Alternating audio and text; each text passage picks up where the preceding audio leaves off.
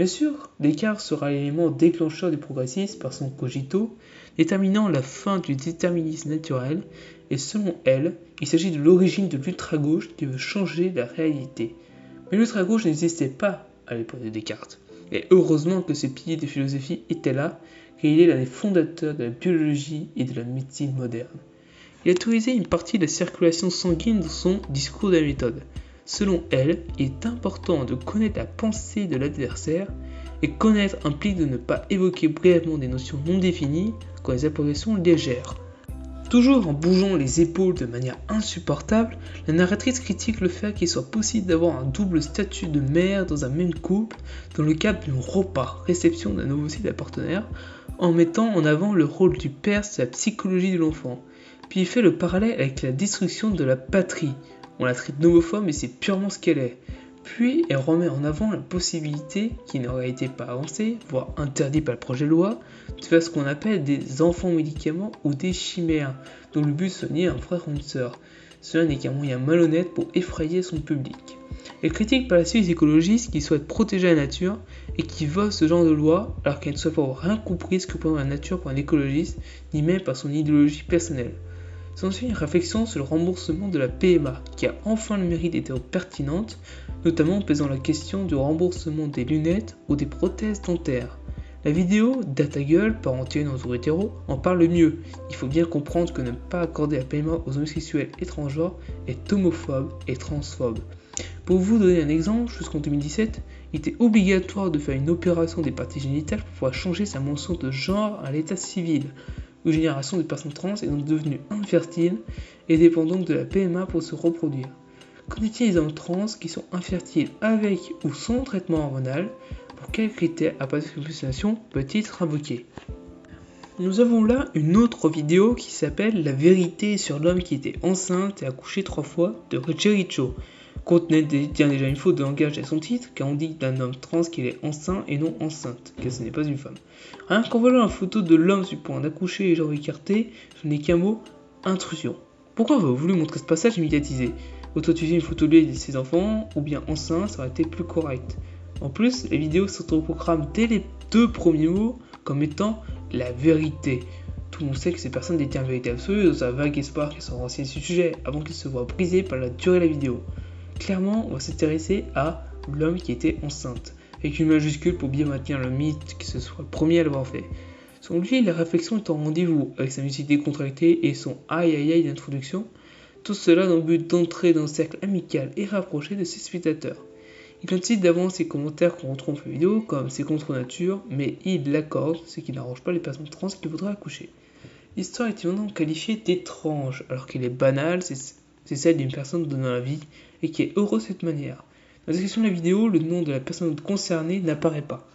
Il avoue lui-même qu'il a fait ces vidéos en réaction à la découverte d'articles sur ce sujet en nous rappelant de s'abonner à sa chaîne, qui surfe sur le succès de ses articles et sur l'aspect sensationnel d'un papa trans, en l'exhibant comme une bête de foire.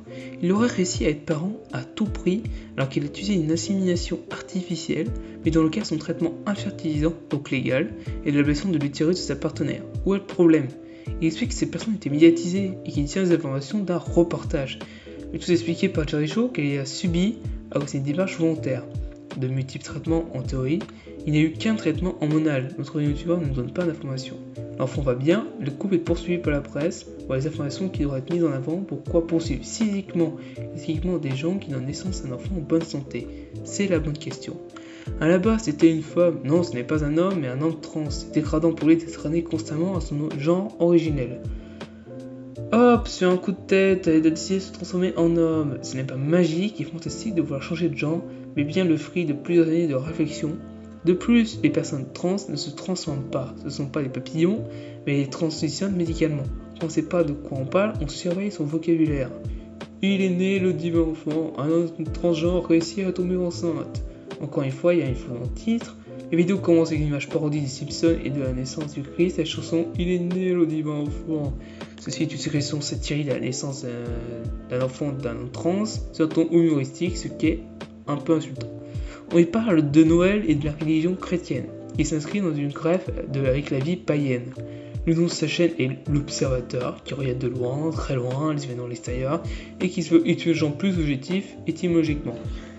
S'ensuit la lecture d'un article Cosmopolitan qui en parle. L'homme trans en question a des problèmes, des remarques sur son choix, et le youtubeur ne trouve rien de mieux à dire que les vrais hommes ne portent pas d'enfants.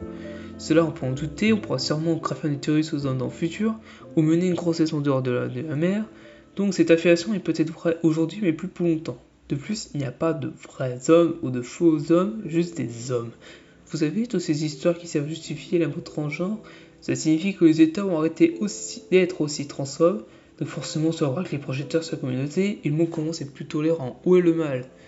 Ce sont des femmes qui ont rattrapé par la biologie, pas vraiment, qu'il s'agit d'un choix conscient de ne pas faire d'opération génitale, donc ils sont tombés enceintes reste mieux connu actuellement par la communauté. Ce n'est en aucun cas le signe que la nature nous rattrape, que la théorie du genre soit vraiment valide. Simplement, notre compréhension du monde humain, du corps humain, n'est pas totale. Nous saurons dans le futur probablement cultiver des organes, pourquoi pas des organes génitaux. Il fait un lien avec Jurassic Park, le film où des dinosaures hermaphrodites réussissent à se reproduire avec des femelles de l'île. Ce que scientifique répond que la nature trouvera son chemin. Mais en fait, les dinosaures n'auront certainement pas besoin de changer de sexe pour réussir à se reproduire. Par exemple, le dragon Komodo, un grand reptile proche des dinosaures, présente des femelles qui n'ont pas besoin de devenir des mâles pour se reproduire. Elles font une parthénogenèse. De plus, on peut observer cette phrase différemment. Par exemple, la nature vient de notre évolution, nous a doté de la technique, alors s'en servir pour changer de genre ce côté après, ça fait partie de la nature. De plus, ils entendent qu'un homme ne peut pas faire l'amour avec un autre homme. L'homophobie, bonjour. En effet, ils trouvent étrange qu'une femme se sente homme et veuille coucher avec un homme. Mais en réalité, les trans peuvent être gays ou lesbiennes. Quel est le problème ? Ça ne remet pas en cause leur identité. Elle savait qu'elle devait se faire pénétrer par un homme. Nulle part il n'est écrit que la nature et le devoir d'une femme de se faire pénétrer. C'est irrespectueux pour certaines trans, les lesbiennes et pour toutes les femmes en général. Elle est assez dérangée. On sent le chemin moral et psychophobe qui se dégage de la parole.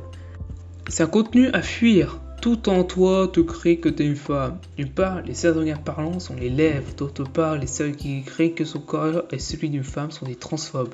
Propagande du transgenre. D'abord, on dit trop grande transidentité, bonjour l'orthographe. De plus, on peut considérer sa vidéo comme étant de la propagande anti-trans d'un autre point de vue. La personne n'est pas là pour vendre sa transidentité, mais témoigner de sa grossesse. D'un côté, il se dit tolérant, lui qui, sans spoiler, ne l'est pas. Par exemple, il compare la liberté de changer de genre avec celle de se faire sodomiser avec un concombre, ce qui est très insultant et qui n'a rien à voir. D'un autre côté, il énonce l'aspect racolage de ses articles. Enfin, il ne dit pas que des choses transphobes, mais pour lui le titre est mensonger car c'est une femme, la déception est à son paroxysme. Il se positionne comme un philosophe qui regarderait de loin le peuple dérangé de la luxure qui s'enfonce des concombres alors que les trans peuvent être philosophes, médecins, pompiers ou programmeurs. Il fait le lien, encore une fois stérile, de penser que les hommes trans sont les adolescents qui n'ont pas eu la célèbre et indispensable figure du père et des personnes trans dans des familles sans divorce avec un père et une mère. En plus, on retrouve ce qui est indispensable à tout transphobe, le mot transsexuel. Oui, un fauteur de suicide personne ces communautés, mais ne serait-il pas mieux de demander aux personnes concernées pourquoi ils ont tenté de mettre fin à leur jour, plutôt que de spéculer ou supposer à leur place et sans leur consentement que c'est uniquement à cause de leur transidentité. Serait vraiment trop compliqué de laisser les victimes de transphobie s'exprimer? Ils comparent des vagins reconstitués à un trou dégueulasse qui les empêcherait de faire l'amour. On voit bien qu'il n'a jamais rencontré de femme trans dans sa vie, ni même discuté avec une personne trans plus de 5 secondes. Bien sûr que les personnes ayant fait une vaginoplastie peuvent ressentir du plaisir, il n'y en a pas besoin, pour pensez-vous, de pite pour ça. Pour finir, il qualifie la transidentité de dégénérescence ou encore de diarrhée intellectuelle, avec des propos pareils, il se croit philosophe.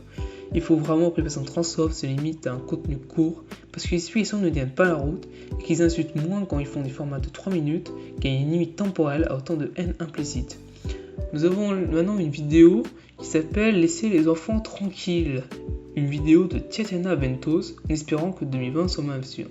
Elle fait immédiatement le lien sans explication au bout de seulement 6 secondes entre une session contrôlée de bloqueurs d'hormones, qu'on ne peut pas encore se procurer médicaments en France, et la maltraitance infantile. Alors qu'on pourrait les faire remarquer que laisser un enfant transgenre sans aide ni soutien de sa famille pendant sa puberté est une perche tangée pour son futur suicide, il faut voir la transition comme une possibilité. Il s'agit d'une solution proposée par le code médical, comme les autres, pas supérieure ni inférieure. Les enfants peuvent être facilement manipulés, mais est-ce pour cette raison qu'on doit arrêter de leur donner la parole? Ce sont des êtres humains qui ont droit à s'exprimer pour ce qu'ils considèrent comme leur droit.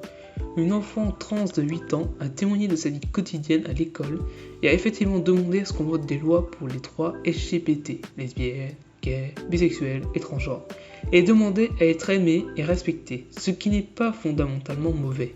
Il critique le fait que ce discours d'intimité n'a pas sa place dans un parlement, alors que c'était dans le cas de la journée contre le harcèlement scolaire LGBT-phobe. Cette intervention prend alors tout son sens, et de nouveau l'argument de la novlangue imposée par l'idéologie LGBT qui a déjà été démonté. Par exemple, si tu es majeur, le contenu de ton slip, on s'en tamponne. La youtubeuse fait le lien entre le sexe et la transidentité alors que cela n'a rien à voir. Moi, je cite, mon rêve de devenir un oiseau aurait pu se réaliser. Ce genre de commentaires on retrouve partout sous leurs vidéos. Souvent c'est je me sens hélicoptère aujourd'hui, alors je vais changer de corps à coup de chirurgie d'hormones pour aller dans ce sens. On va ridiculiser le questionnement trans pour le mettre à la même portée qu'un fantasme qui n'a pas sa place dans un monde d'adulte. C'est inutilement dégradant, puisque là ça ne prouve absolument rien, c'est absurde. Dans la communauté, on appelle ça un commentaire de type hélicoptère, on a de l'humour. L'actrice parle de l'éducation des enfants en Espagne, pas en France, alors qu'elle parle français. Elle est française pour une petite sauveur pas avoir parlé. En fait, on pourra se tromper sur le libre arbitre des enfants par exemple. Un enfant non binaire ou trans peut être ne pas d'accord avec la manière dont on l'éduque sur son genre, et ce sans être allé se renseigner sur YouTube, ni sans avoir eu d'éducation sur le sujet. On est d'accord sur un point, l'utilisation des enfants politiques, c'est plutôt mauvais moralement, notamment en manière de manifestation, mais du point de vue écologique et cohérent de motiver des enfants ou adolescents, de la mesure où c'est leur futur qui est affecté au nom des décisions politiques et environnementales des adultes responsables. Ceci fait écho au discours de Greta Thunberg qui serait responsable du plastique dans leurs poumons. Si en effet on ne trouve pas de plastique dans les poumons, on y trouve des particules de polluants quand c'est du pétrole relâché par les voitures et responsable de la pollution de l'air. D'autre part, il me semble important de préciser que la contamination de notre corps au plastique est effectivement une réalité. Si vous étiez un Américain moyen, vous mangerez l'équivalent d'une carte de crédit de plastique par semaine, soit 121 000 microparticules par an, si on compte une pollution de l'air alimentaire sur un rapport 2019 de World Wildlife Fund. Heureusement qu'on ne regarde pas réellement à l'intérieur du corps pour voir à quel point le corps de grands-parents ou parents sont envahis de plastique non dégradable. J'entends par là que ce plastique reste dans leur cadavre et que leur incarne pendant plusieurs centaines d'années. Elle compare le futur président, qui sera un ours en peluche qui défend les droits de l'ami de pain, ridiculisant une fois de trop les droits des personnes transgenres. Un enfant de 8 ans, ça se demande quand ça va manger au goûter. Quand j'avais 8 ans, j'étais lassé de cette réflexion permanente qui nous servait à longueur journée, me posait déjà des questions existentielles sur la mort, les enfants ayant cru et élevé ne pensant qu'à des camineries existent. Et s'insurge du fait que les services sociaux peuvent retirer un enfant à des parents maltraitants transformés en Belgique. En réalité, il faut que de nombreuses infractions de ce type envers l'enfant soient commises pour en arriver là. Qu'on rassure les futurs parents transgenrés, une seule fois ne suffit pas à se faire retirer son enfant. Les personnes qui utilisent l'enfant n'ont pas d'argument, selon lui. C'est uniquement ce que l'on veut nous faire croire. Bien sûr qu'il y a des arguments logiques à la théorie du genre par exemple. Il faut simplement l'avoir un minimum étudié pour la comprendre comme n'importe quelle théorie.